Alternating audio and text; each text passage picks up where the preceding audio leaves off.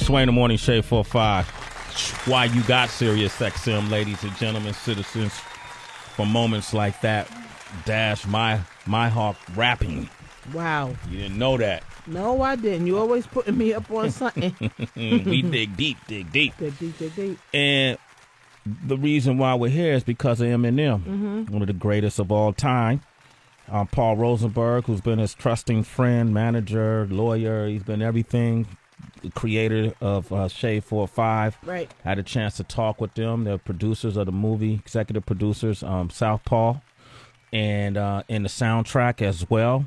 And M came into town just to talk with us and take a few questions from the citizens. And we covered everything from his beginnings to the movie Southpaw. And M, man, at the end of it, man, just like any other MC that comes up here, including Dash Myhawk, it was like, you know the policy, M. You come up here, you got to rock. And without hesitation, that man did a freestyle. And so here it is, citizens. Eminem, Paul Rosenberg, and then also Lord Sear from the All Out Show joined us for this interview as we talk about Southpaw, which is out tomorrow. It's Eminem. All right, this is a special occasion, man. You know, we got a really special individual in the house with us right now. If you could use your imagination. This dude is loved by many. Ladies, they love him. Fellas want to be him. Give it up for Lord Sear, ladies and gentlemen. It's a big time. You know, it's been 20-some years, you know what I mean? Yeah, man. What up? Yeah, M Thank is you, still man. clapping for you, man. Yo, thank you so much. Yo, I'm saying. I thought it was going to be like LL Cool J. Gotta give it up. It's going to be somebody less When you important. said ladies love him, I was like, long, lean, legend in leather. Oh, shit. You know? You spit lyrics? Long and lean, and I don't wear pleather. Last of the red hot loving MCs. Ooh. Yeah, the LL lyric? Yeah. Yeah. So No, take that was me off the top of the dome. That word? Yeah. Oh, you got it, baby. You the best ever. Now, hey, let me ask you something. Well, first of all, Eminem is here, and also my man Paul Rosenberg is here. Give him a round of applause, man. Yes, sir. It's a big week. Yeah. Southpaw week. Southpaw week. Southpaw. Week. Southpaw. I've been fighting. Southpaw. Paul. I'm saying that, right? You start a new hashtag. Oh, yeah, wait, there's a movie Southpaw. coming out, too. Yeah, right. Southpaw. Yeah, there's a movie called Southpaw coming out as well, but it's Southpaw Week. Southpaw week. Yeah. Hey, you know, I had I'm honored. I had who did we have? John Sally came up here. Oh, yeah. Yeah, and John Sally said that he convinced Paul not to rap. Bullshit. He said you used to walk around with a club. He signed Wait, me didn't as a he? Yeah, rapper. he How did he signed convince Paul. me not to rap? That part's not true. Okay. He did sign me as a rapper, though.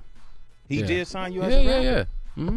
And we were signed, and so was Slum Village with Dilla. That's we were all why. signed to John Sally's label. What was the label called? It was called Hoops. Yeah. That's when he why was on it's the Southpaw Pistons. Day. That's why. It's because Yeah. Paul was going to come up here and spit some bars. Well, do you ever hear Paul spit in? Tell the truth. I saw Paul at the Rhythm Kitchen. Yep. I was a kid. I went to see Paul, and I didn't know we had met yet, like officially or whatever. And I went to the Rhythm Kitchen with Proof.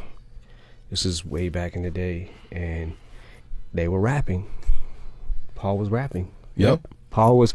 I can't remember. And you were a fan. So thanks for coming to the show. Yeah, I was not a fan. Not a fan. Like your real thoughts when you, because you could recollect. You may not remember the lyrics, but you can remember the feeling. Like when you heard him rap, how did you feel about it? I can't. I honestly, I don't remember. I really don't. I don't remember if it was good, if it was bad.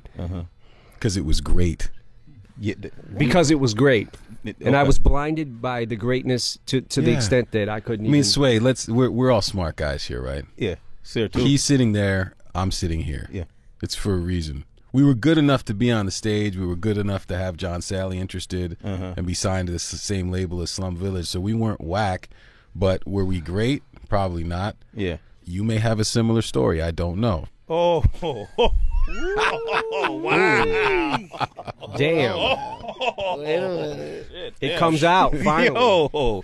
I mean, I'm just saying, I Yeah. don't know. Well, it's the reason why I'm sitting on this side Exactly. of the So there, mic as opposed to that side of the mic. you weren't whack. Were we great? Probably not. Probably We're not, probably right. better at other stuff. We're definitely better at I other wasn't the stuff. wackest coming out the Bay. Oh. I wasn't necessarily the best coming out No, we the weren't Bay. the wackest either. I mean, we made some noise. We did all right. Wasn't that You were the wackest coming out the Bay. We At were that time. we were called Rhythm Cartel, Rhythm and I was Cartel? Paul Bunyan, That's what the nickname stuck with me. Yeah. Okay, I knew Rhythm Cartel. So I quickly decided that, you know, I was probably better off like because I wanted to not be broke. Yeah. And I thought that long term, like maybe I should be doing something else. So I went to law school, you know. So how did he convince you to become like manager / attorney? How did I convince him? Did you convince M or M? Like, how did he? We met through Proof. Yeah. Okay. At the hip hop shop. The first time I met you, Proof cleared everybody out and had you rap for me. Oh. Okay. It wasn't like an audition. One of the battles. He was keeping you a secret at the time, kind of.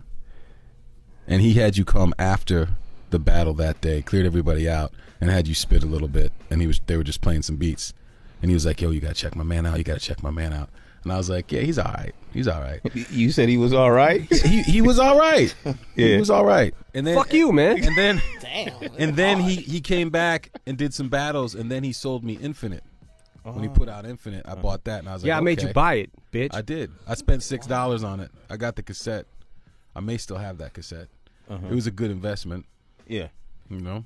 And so, but when did y'all decide, like, okay, I want you to represent me? Because, you know, early on in your career, you don't really trust nobody. Yeah, You know I was what in law school. Okay. So everybody was like, okay, Paul's going to be our lawyer, right? So, you know, because I wanted to do music law. So I moved out to New York and stayed in touch with everybody, obviously. And at some point, my former DJ from Rhythm Cartel, who was one of my friends from college, DJ Head, said, hey, you got to check out the new stuff that M's doing. And he sent me a tape that he got, I think, from Marshall. And it was like the bare bones of like what had become the Slim Shady EP. And that I was blown away. I was like, okay, he found who he is now. Because, I mean, you even say, like, at first you were sort of searching for what your voice and identity was. I was trying to figure out. I hadn't figured it out yet. You felt, I don't want to speak for you, but you felt pretty discouraged by the reaction to Infinite, right?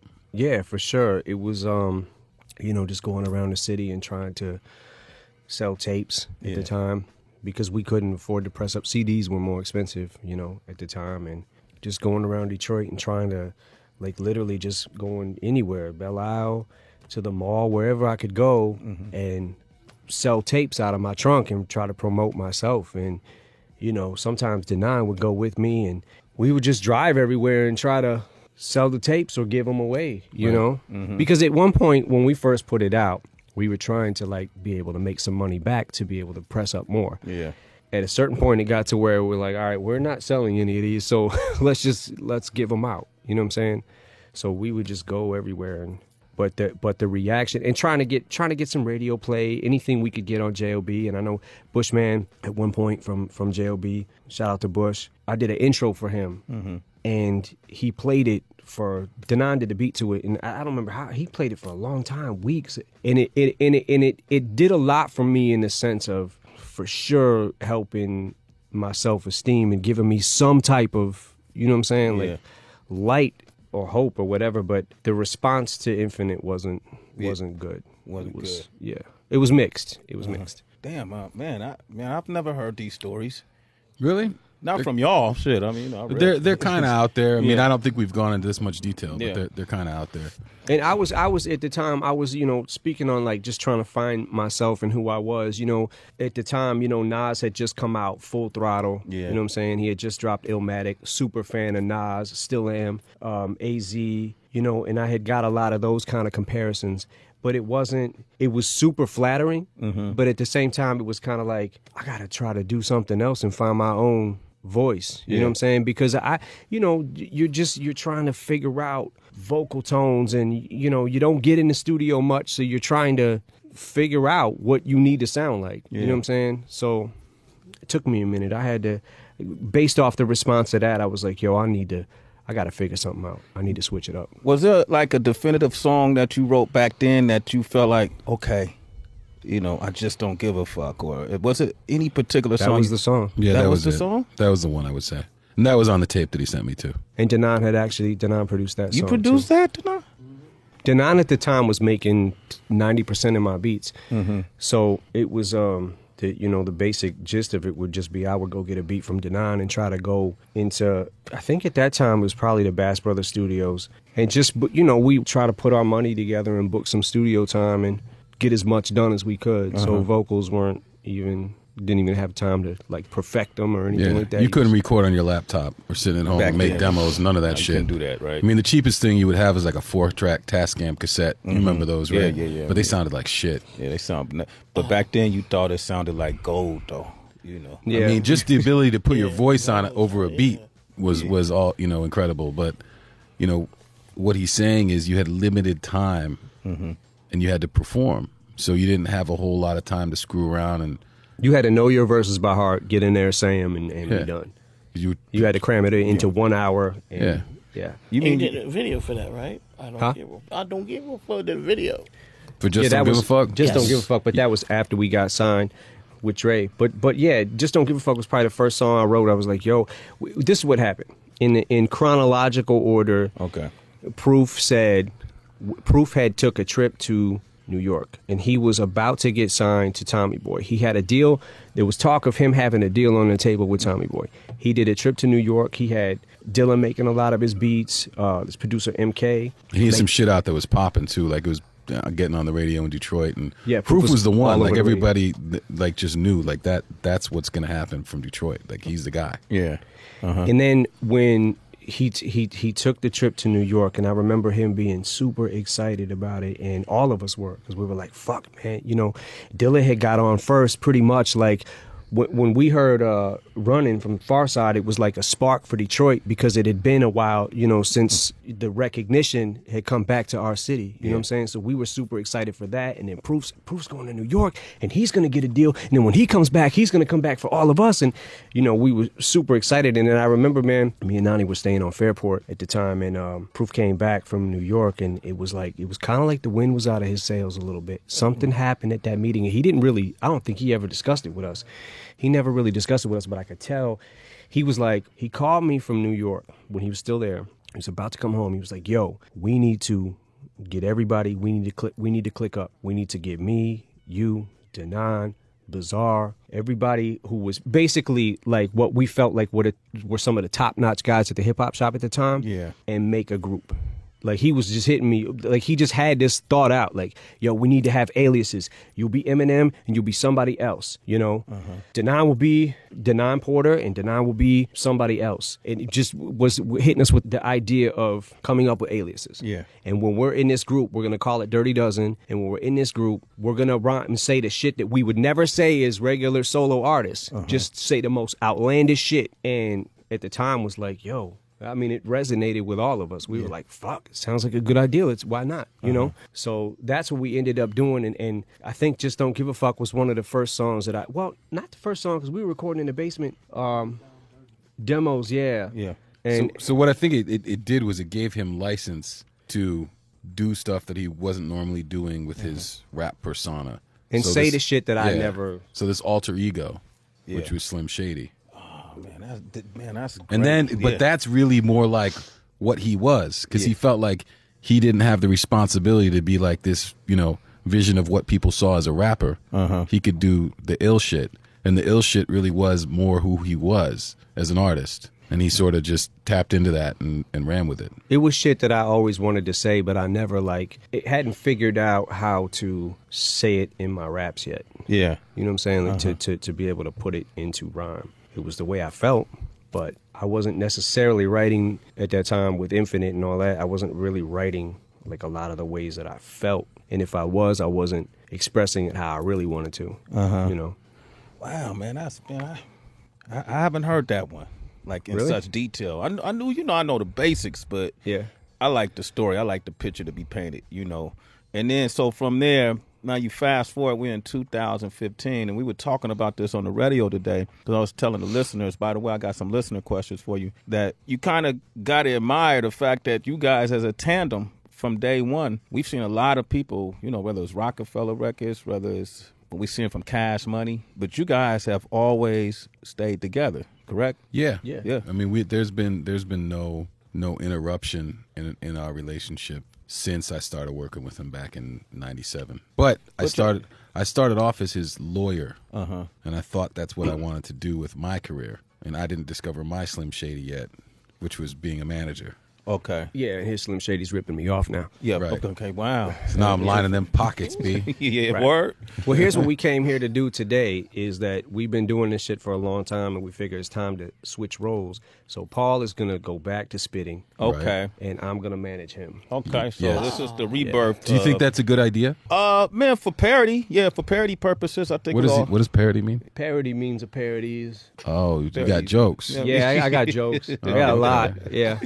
Tell the truth, though. You don't think that's a good idea? I think it is because who would know better how to manage an artist than an artist, dude? Exactly, right? A manager. See what I'm saying? A You manager. learn being a manager. Yeah. And who would know better how to rap than a manager who managed a great rapper? Good point. Yeah, that's what I'm saying. Right. Yeah. So. What about me? You're the great rapper, Oh, but now I'm going to be the great rapper. exactly. Yo, Sway, you ain't even heard him spit yet, so don't judge, man. Until Can we? Maybe at the end. Maybe at the end. Maybe at the Yeah, end. yeah, You'll yeah. save one for us. Maybe. That's why he wanted to be a lawyer, Yeah. So he can spit. to pass the bar. Okay. The pass. Ooh. Yo, That was free. That was free. yeah, that was off the top of That the was dome. the top. That was That was skills, free right kid. there. So much more where that came from. We've got more Sway in the morning. Only on Shade 45. Shady, brain dead like Jim Brady. Fuck Paul. See me on the street and duck. You finna get stuck, stolen, snuck. I just don't give a Hey, I was reading something today about you, all facts though, and you were awarded a new diamond certification and recognition of Not Afraid, man. It's your second one. Love the way you lie as well. Man, congratulations, bro. Thank you. Man. Thank you. Diamond is how much? Is that 100? How many sales is that? It's like 60 copies. 60? Diamond for an album is 10 million, 10 million. but a single, I forgot how many it is. Nah, it's 10 million. Then it's got shit. For a single, it's 10 million too? It's 10 million. So 10 million singles. 10 million seagulls.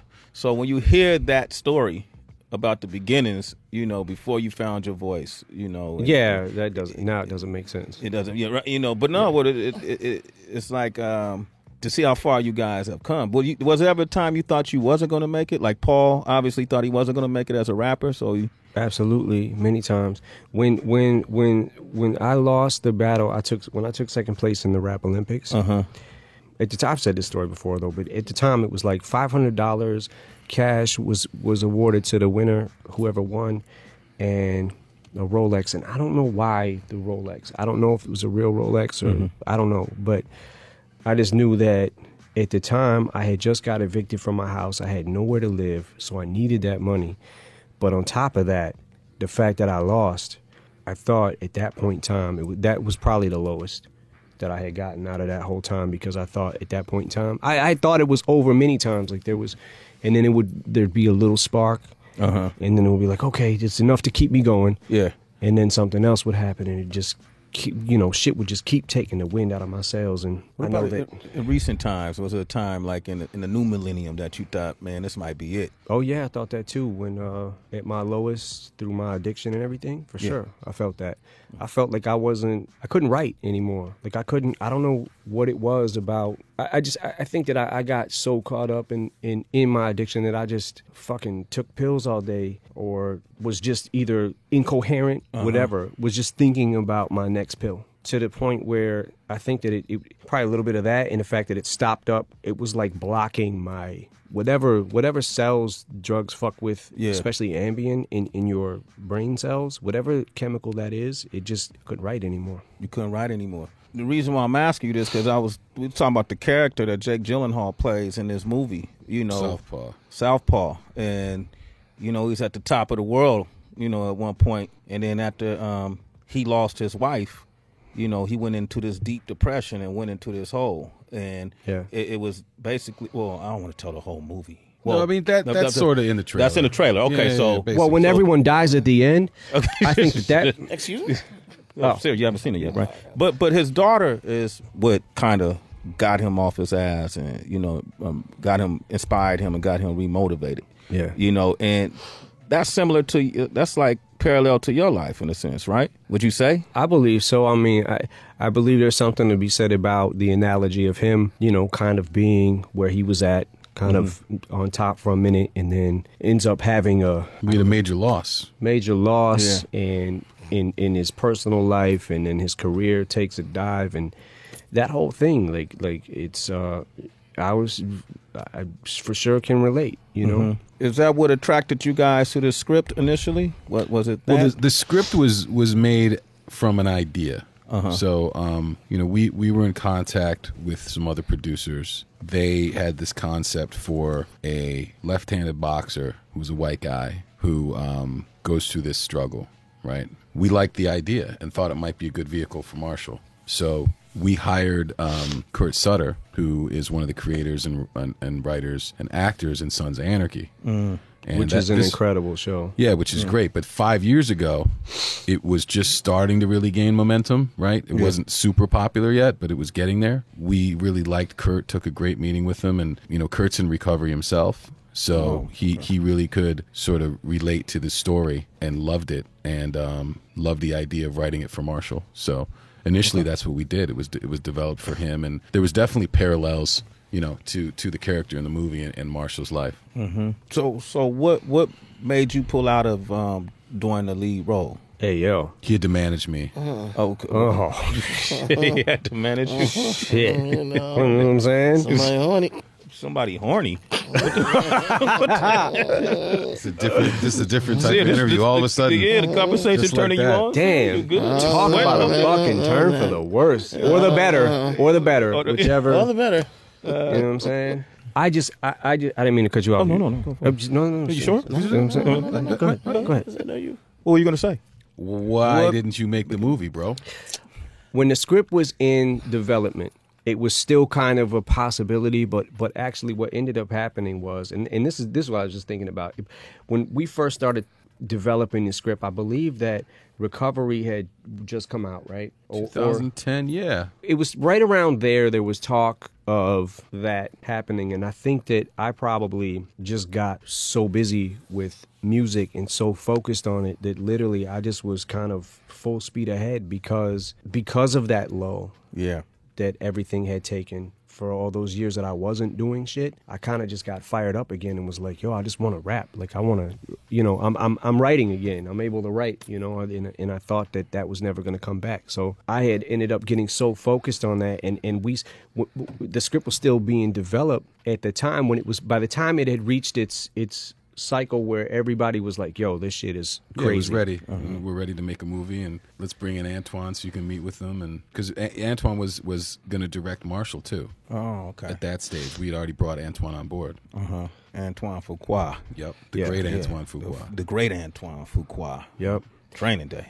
And then I was like 2 songs, I think, away from finishing the Marshall Mathers LP, and I hadn't wrote the songs yet. I still, you know, I had like everything was, we were approaching deadline. It was just the timing was just really bad. But I knew at the same time, like if I can't do this movie, and just being able to make the commitment, I would have had to set everything down for at least probably a year. Just set everything aside. Between training and shooting the movie and all of that, he would have had to shut everything down for a while. Yeah, probably mean not finishing the last album. Yeah. So I was like, yo, I don't know how I could how this is physically, humanly possible for me to do. But being that it felt like it wasn't, I still knew like we should have something to do with this. Yeah. You know what I'm saying? Like let's get involved. Paul was like, we should, you know, see if we can get involved with the music side. I was like, yeah, let's do it, man, please, because I always felt like the movie could be something special, you know, and I which I believe it is. I really believe it is now. But I always felt it, and I always felt like we wanted something to do with it. So you guys put together, you pretty much curated the soundtrack. I just don't know what curated means. Oh, okay, man. I've been really studying my vocabulary, man. So every now and then you might hear some astronomical It seems words. like you might have some bars. Yeah. On stash. Stunned a little bit right now? Yeah, a little bit, man. These are sound words I effects. used to use in my raps before I realized I wasn't great. I'm so discombobulated right now. Damn, you know what I'm saying? Damn. What? With the curated word, it's like You don't know? You got a headache from that? Yeah, We're gonna play words with Sear real quick. Yeah, discombobulated. Yeah, what's that? I mean, Boggled. Yep. that's video game. Boggle? Yeah, like the video Oh, game. yeah, The board game. Yeah, yeah. Boggle. Nigga, I want a boggle. Oh, It's the same thing, bro. That's the stuff. I feel like I'm being bombarded and berated with the ecological Etymology. vocabulatory Oh shit. words. Oh. You know what I'm saying? Yeah. I mean, you know. What the words threw you off? Yeah, I got a headache. Me too. I can't, man. So I was just looking at the track listing, man, and man, bro, you put Notorious Thugs on this.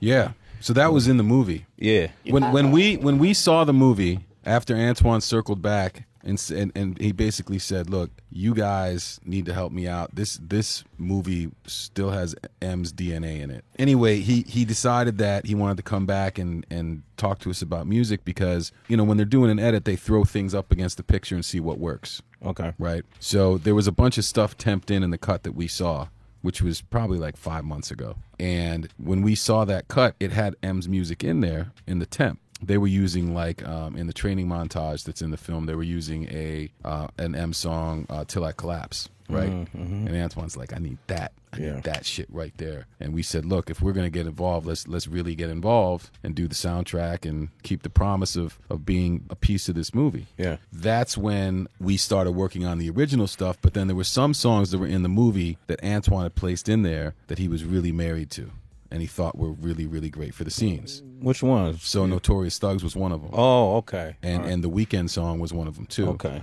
So there was things that were in there. Wicked Games. Yeah, Wicked Games. So he felt like, which works amazingly in one of the scenes, and he felt like those need to stay. Okay. And here's the spots where I need new stuff from you. So that's what we went to work on. Kings Never Die. And that's one with Gwen Stefani. How do you decide? Like, you just thought she fit that chorus, or? Yeah, it just seemed like the theme of the song was just kind of made sense to me with, you know, kind of where her and I are at in our careers. You know what I'm saying? So Been in the game for a minute. yeah. And once you've been doing it for a certain amount of time, it's like sometimes you need things to spark you. Sometimes you need, you know what I'm saying? Like you got to really dig deep because sometimes, and I've always said this, I honestly feel like sometimes it's harder to maintain it than it was to get it. Sometimes you got to go that extra mile. And when I'm writing, if I feel like, yo, that ain't good enough, no, I got to push it further. You know what I'm saying? Like instead of the first thought, like search my brain for the furthest one, you know? Yeah, I felt like it with where she's at and the longevity that and the relevancy that she still has, it just made sense to me. You say a line in it, man. I want to say it's the last verse that's kind of stuck out to me when you did Khalil make the beat for that? And you say Khalil made the beat because I'd rather kill the beat than make it. You know, or I'm paraphrasing, but Khalil on the beat because making the beat ain't the same feeling to me as killing the beat is, or fulfilling to me is what filling the seat is. Yeah. Oh, wow. Yeah. How did you do that? I freestyle it. This is what I do, man. I go in the booth and I freestyle shit. It's usually one take. Yeah. Whatever comes out, and that's how I felt, man. And you know what I'm saying? That's what it was. Yeah, I had to get that shit off my chest. And the way the syllables connected and everything was top of the dome. Just like that? Yeah. I hadn't even got out of bed. I recorded the vocals in bed. Right? Paul? Yeah, he did the whole song. He was like, Psh, tell motherfuckers to buy that. Word? That was it. It was a microphone placed and everything. I go to sleep with a microphone, a headset. Oh, okay. Yeah. Perfect. Got the visual. Relax. Okay. Right. Okay. As a producer, not because you produce so much, you know, MCing comes first. MCing always comes first to me. At least right now it does. It's just, what I mean by that statement is when I make a beat, it doesn't give me the same feeling as writing a rhyme does. Like I get a boost from it and I get pumped up, but sometimes it just, I don't know. I was gonna say sometimes when I make a beat, I end up wanting to rap on it. Okay. But that's not always the case. It just sometimes beats speak to me quicker than others. But it just making beats, I like doing it. But it's just not the same feeling of, it just doesn't give me the same feeling as writing a rhyme does. You write that rhyme. Yeah. I'm curious, as a producer, like who would be your top producers that you know because I know as MCs you bring up Pharoah Monch, of course, Pac, Big, Nas, but who's some of your favorite producers? Well, I would have to say I got a lot. Yeah, I got a lot of favorite. Khalil's one of my favorite. Denon is one of my favorite. Just Blaze is one of my favorite. Too many. Well, maybe Dr. Dre. Yeah, I heard of Wait, him. who? He's all right. It was Doctor. Who's that? Yeah, Dr. Dre. He's Dr. Dre producer is good. He's a good producer. And Ed Lover. Yeah. and Ed Lover. Yeah. Ed Lover got beats, yo. Dr. Dre and Ed Lover. Okay. The other Dr. The Dre. other Dr. Dre and Ed Lover. Oh, No, okay. so Dr. Dre. Oh, the producer. The Chronic. Oh, that guy. Oh, Snoop Dogg. NWA. Compton. not ringing. ringing a bell? No, not ringing. No. I love how you back it up with the facts, Sarah. It's a sick. Yeah. You be Thank killing it. You did your research. High five, kid. Right. Gotcha. He prepared long and hard for this one. That's right. Pause. Whoa. Let's Yeah, Dr. Dre, obviously. Okay. It's hard, man, because so many. Help me out, man. Well, I mean, if you look at the guys you've been working with recently, I guess like Boy Wonder, one of the newer guys. Yep. you Okay. like, Yeah, right? Boy Wonder, Yeah, Alchemist, of course. Alchemist. Emil. That's a lot. That's a lot. That's a good list, amount. Tim. Yeah. That's a good list. What about the David Guettas and the Afrojacks, the EDM producers? I can respect it. Yeah. I can respect it. It's not necessarily my thing. You know what I'm saying? That I would. Whenever people like that produce from that genre send me stuff, I'm always like, look, unless you got somebody that knows hip hop drums, it will not be something that's gonna get on his radar. Like you can't even put it there. Like it's got to knock. It's got to have that snap, and those guys don't always have that ability innately to do that. So I'm always encouraging guys like that, like, yo, go work with somebody like Jake One and get some real drums in there, and maybe I can show him what it sounds like. But I can't do this. He's not going for that. Yeah, I think and shit like that, musically, it'll always be dope. But as far as connecting with me, what I connect with first is drums. You know, even when I'm making the track myself, it's the drums are the most important thing. The Monster was kind of like an EDM track originally. And we went and talked to the producer, and we were like, yo, this needs to be more like a hip hop beat. And they tweaked it and got it to a better place, and it worked. Yeah, worked big. We've got more sway in the morning. Only on Shade 45.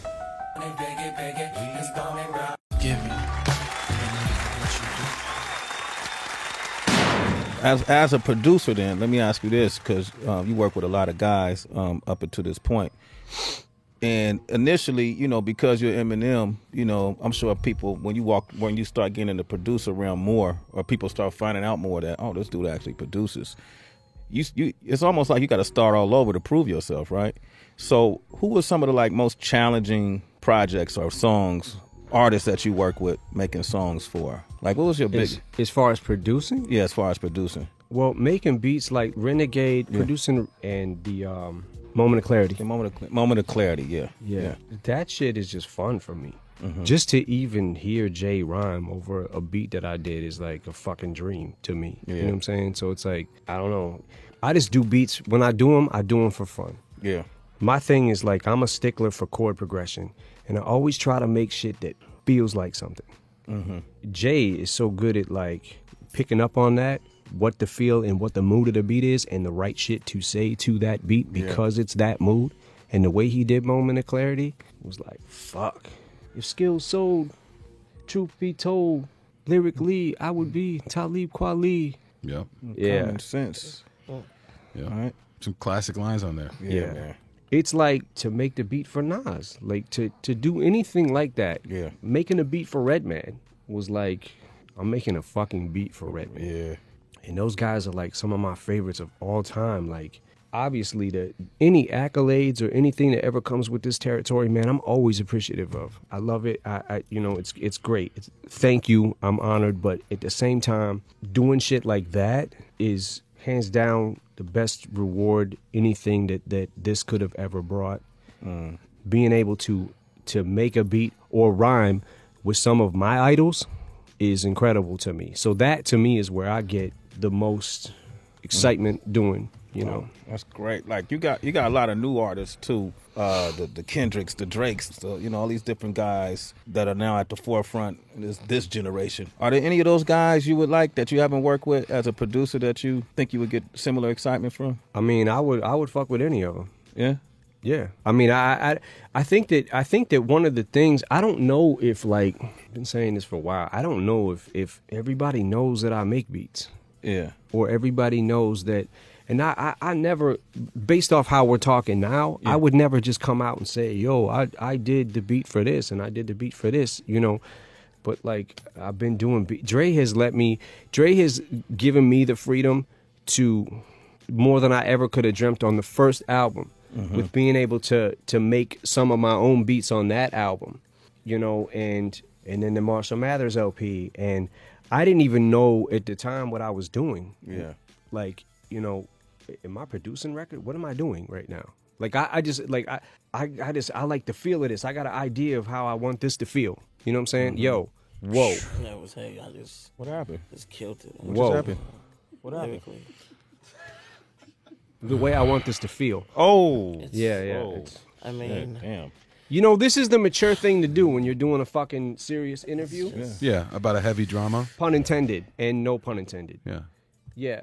A serious interview. I get it. Okay, I'm slow. I'm a little slower right now. I thought because serious breathing is overpowering your answers right now. Right. That right. Maybe he could pant out a question too. Yeah, I could, but I'm allergic to your hat. I don't know what's in it. Damn. If it's a dead squirrel or just like. Go ahead, Sear. Hit us with one. I have a question. What was your favorite sneaker to wear instead of Nikes? Favorite sneaker to wear instead of Nikes. Instead of Nikes. Instead of Nikes. Yeah. I don't really have one. Like when you were coming up, like Adidas or. For sure, Adidas. But you don't really wear anything else. I don't really wear anything else but Nikes. You really like those British shoes. Knights. Which short shoes you wear yesterday to the premiere? You were kind of happy about those. What are those? Denon stolen from me. Oh, wow. Patent leather red 4s. First of all, I rocked the shit out of those yesterday. So, Paul, let me ask you this: you guys plan on continuing to do do you have any other films that are on deck that you guys are interested in? Right now? We don't have a movie in the works right now. There is some other stuff that we've been sort of developing that we'll see if it comes to light or not. But nothing ready to announce. But I always like keeping the landscape open, right? So not just working on albums. I like to be able to work on more things with M and things that can involve music but aren't necessarily just albums. You know what I mean? It's just it keeps things interesting, and we like doing stuff that we haven't necessarily done before. Okay. I have a question. You do? Slim Shady Show. Will there be another one? The cartoon? Yes.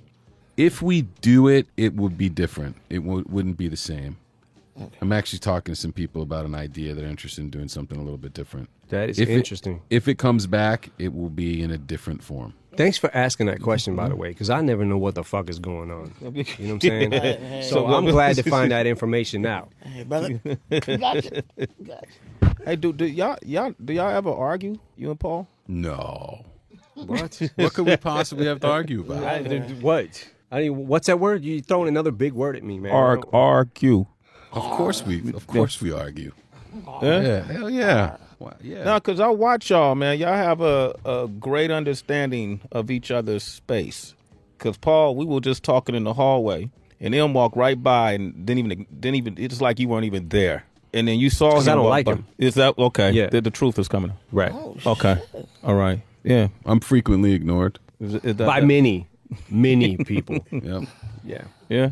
Soundtrack is coming out Friday, Southpaw, along with the movie. These Yes. are exciting times. Yes. I had our listeners here at Shade 4. Let's talk about Shade 4-5. Yes. Let's talk about Shade 4-5. I have a vision similar to Lollapalooza, South by Southwest, Coachella. Yeah, Coachella of us. The Fresh Fest, 1980. How can I be down? How can I be down? Jack the Rapper. Something like that.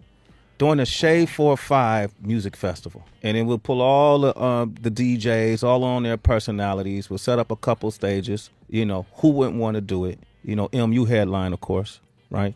And, Why? Well, Shade 4-5. And I think... Why? why would we do that? Yeah. So the Shade 4-5 listeners could be even more, attached to One the of the Shade problems 4-5 I see owners. with it is that Shade 45 is, all of North America, right? Because Sirius XM coverage. So where do you do it? We could do multiple dates. What? Yes, we got it started in Detroit. I don't know about Look multiple at Royce. dates. Royce said yes. Royce said yes. about multiple I look dates. at you. You went, Ah, Royce? yeah. Wouldn't that be great? Multiple dates? Like 2 or 3. I think one date would be one date. one too many. We'll do I should've said that. Yeah, multiple date. we'll do Right. Slaughterhouse, Bad Meets Evil, and Prime. Here's the thing about mine and Paul's relationship. I'm just realizing I always got to be the mature one. Okay. I always got to talk his ass off the ledge. Yeah, it's true. Yeah. Yeah. And so This is remember He's we fucking hot-headed as remember fuck. we spoke I- earlier about switching roles. yeah, That's what he's doing right now. he's switching roles. He's practicing. Okay. I am the mature one. I have to be the voice of reason constantly, and I'm a little fed up with it. Because my rhymes are sometimes controversial. Okay. And sometimes when I spit these controversial rhymes, Marshall gets a little nervous and thinks like, oh, well, how are people going to react to that? Are you sure you want to do that? You know what I mean? Yeah. So he's got to constantly talk me off the ledge. Paul, Right. you know this is not going to be the right thing to do. It's not even going to be. Fuck that, man. I got to say what's on my mind. I got to get my creativity Paul. out there. It sounds too thugly, too thug. Don't Paul. censor me. Don't censor me. I told you he's fucking See? hot. Look at his temper. Look, you see this? You can't censor me. Somebody just fucking pushed Security? a button over here, man. This is so Right. stupid. Yo. All right, so look, man, I asked the listeners if they could talk to Eminem and Paul Rosenberg, what would you like to know? So I'm gonna pick up a few questions that our listeners asked. Brian from Florida. This is to M. What up, Brian from Florida? When you take Hey, on Brian. when you take on a movie role, do you really take on the pain that role is meant to feel? If the role's meant to feel pain. Yeah. Yeah, what are you saying, Brian from Florida? Everything I do's always got to be like, Heavy, heavy and have a fucked up feel to it and dramatic, dramatic. and sad. Exactly. You trying to say I'm fucking sad all the time? You trying to say I'm fucking dramatic? The fuck are you trying to say exactly, Brian? I don't even know where this area of questioning is going. I don't even know what am I? How am I supposed to fucking answer that? I shouldn't have made that the first question. How Hold the up. fuck am I supposed to answer that, Brian? Okay. I'm sorry. Vince, okay. That was my pain. That was your pain? Yeah, I Okay, took on the that's role. good. That was You know what pretty I'm saying? good. Wow. All right. That's how you get an Oscar. Whoa. That's how you get an Brian, Oscar. good question, man. All that right. was a good question. That was the best answer I could give. Okay. Vince from New Jersey. When was the last time you had writer's block? Nowadays, how do you get through it? I don't know how to answer that without sounding like a dick or something. Put it this way, I don't really. I got bars. But aren't there tracks I sometimes that just you wake get? up with bars. Aren't there sometimes No, there tracks is. that you There- get that takes you a minute to figure out? Yes, for sure, certainly, yes. I do. All jokes aside, I do get stumped on tracks sometimes. Sometimes it's depending on what my last song was, what I just rapped about, and then this song is kind of taking me in that same direction because if I get a beat from a producer and it's got a hook on it already or something, and it's like, wow, I just wrote a song like kind of like in that realm. Sometimes I might need to sit with a track if I really like it. Like I do have something that's kind of like this, but let me try to flip it and take it in another direction. So sometimes, I do sit with tracks longer than others. Sometimes it takes me a minute to. I've had it before where I've ended up writing like a verse to something, and then I don't like it. It ain't good enough. Or a verse to something, and when I start the second verse, rewriting the second verse or something. Like, okay, I'm cool with the first verse, but let me take the second verse in a different direction. So sometimes certain things do take longer than others. Okay. And this is my last. Which is sometimes it's a difference. I didn't mean to cut you off. Oh, but no, it's no, a difference no. between like 3 and 5 minutes. 3 to 5 Yeah. minutes. So Yeah. when you have problems, it might be 5 minutes, but when it flows, it'll take you 3 minutes. Right. Or wait, did I say minutes? You mean seconds? Yeah. Wow. Damn, that's Yeah. great. That's great. Amber says, when are you going back on tour? That's from Amber. We don't have a tour plan or anything as of right now. We kind of are doing this movie thing, and then I'm gonna probably go back to the studio. I probably want to finish up the next Slaughterhouse album. Okay. That's kind of the next thing that's on the agenda. And then after that, who knows, man? I may run up and down the street naked. You never know. There's a lot of things I could do. Okay. He tends to tour on cycle with the record just because he doesn't like not having new songs to play live. So, whenever the next record is, probably then. Okay. This question is from Sway from Oakland. Okay. On this show, well, you should know, you helped make this famous from the Wake Up Show. We like to have MCs spit verses on this show, and I swear I actually am not ready. You're not ready? No, Come on. No, I didn't fully prepare for that. So Manager? What's up with your artist? I don't know, man. He's gonna fucking make me rap, isn't he? Somebody gotta rap, because it wouldn't be Shade 4-5. Yeah, Paul, spit some bars, man. acapella. Come on, pass the bars. I know you remember at least 8 bars, Paul. You know what? I do. Yeah, But no. That was a verse. That was I like that. That was kind of ill. Thank you. well, He edited, but no, I like that. I got to take a massive piss. Would you have Marshall go and negotiate our next contract? No, right? I wouldn't send him in to do that. So why would I send myself in to rap on our radio station? okay, that makes a lot of sense. I would you. say if I was negotiating a contract, Are you trying to fucking censor me? I would say let's battle, and whoever wins the battle gets the best negotiations on their side, right? Which would probably be fucked anyway, so be bad for both of us. So, what about you, Em? Can we get a verse for the listeners, man? Got $1? Yeah, man. Yeah. All right. Yo, can I use the bathroom though first? Yes. I've been having a piss for like the Go past take a half piss, hour. and then what we'll do. Wait. I just went. Okay. I'm good. Okay. Damn, son. And while he's taking that piss, we'll go into the song "Kings Never Die." We've got more sway in the morning. Only on Shade 45.